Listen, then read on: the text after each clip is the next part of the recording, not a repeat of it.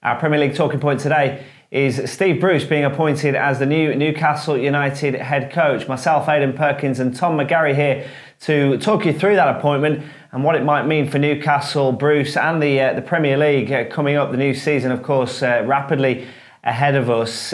No surprise really, Tom, that Bruce has been appointed as the Newcastle manager. I think he made it fairly clear that he wanted to be the Newcastle manager once they were after someone to replace Rafa Benitez. Yeah, absolutely. He's a boyhood fan of the club. He grew up in the area, and yeah, I think as soon as the opportunity potentially came up, he wanted to throw his hat into the ring. He resigned as Sheffield Wednesday manager early in the week to force through the move. And a lot of Newcastle fans are disappointed, it seems, by the appointment. Of course, he's a former Sunderland boss, which doesn't cover him in too much glory as far as the Magpies faithful are concerned. But I think he's probably as good as they could get at this stage, given the financial restrictions that Mike Ashley is placing under them.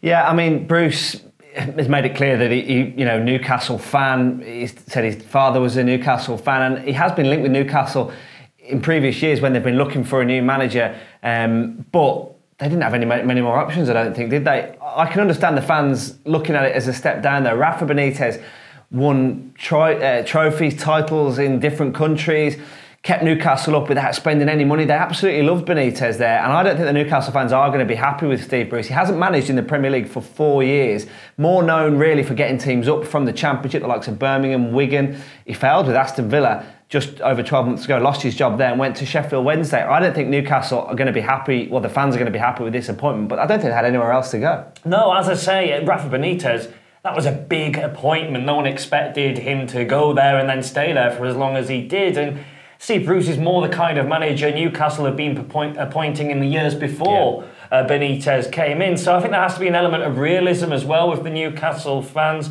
Steve Bruce does have a checkered record in the Premier League, but he has managed smaller clubs in the division. I don't think you could argue he's ever really managed a club as big as Newcastle with the ambition that certainly the supporters have. So I think he needs to be given time. He needs money as well, which is another question about Mike Ashley. Well, I was going to say as well, what does he need to do in terms of signing players? They've lost Jose Perez. Joselu was another striker who's gone. Salomon Rondon's gone back to West Brom, his parent club. They need strikers.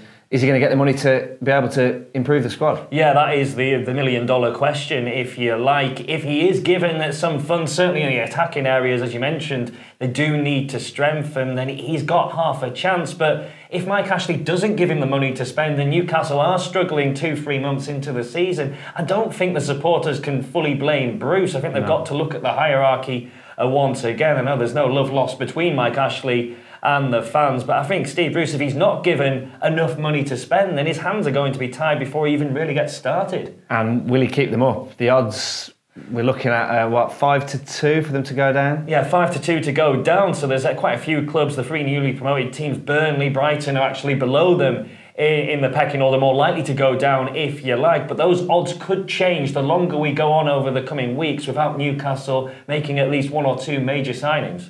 So, Steve Bruce appointed as the Newcastle manager. Is it a good thing for Newcastle? I don't think the fans are going to be happy. Don't forget you can follow us on social media and you can subscribe on YouTube.